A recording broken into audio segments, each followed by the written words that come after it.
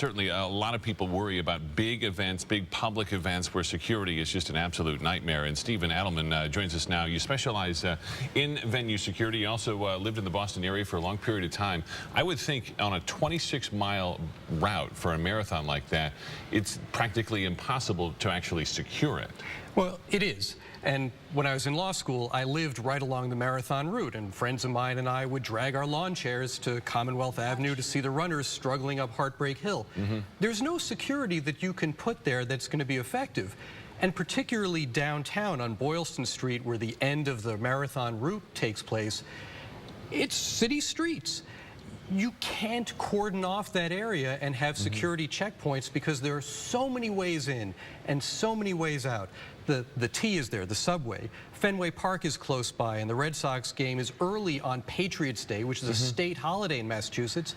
So there are more people filtering into the area. It's a security logistical nightmare. But it's one of those things also where we've talked about soft targets and the fears that people have in terms of domestic terrorism and so forth. Can people realistically then feel safe at large public events in this country anymore? Well, the definition of what constitutes feeling safe obviously is changing.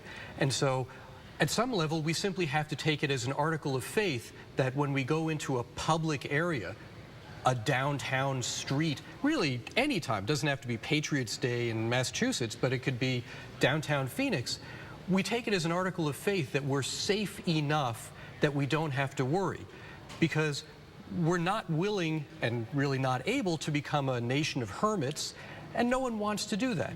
So we simply say to ourselves and to our families, let's be careful, let's watch out for ourselves and for each other, and let's go and live our lives. And let's be clear, you're never too bothered by somebody saying, well, I thought I just saw something. It's probably nothing. You know, people sort of just say, oh, I'm not going to say something because I feel silly. Well, I encourage people to say something, and you know, so does the federal government with the see something, say something notion. But when somebody questions you about what you're carrying, it's a minor inconvenience relative to the major inconvenience that more than 100 people are dealing with in hospitals throughout the Boston area. Better to say something than not. Thanks so much, Steve. Thank you for your time. You're welcome.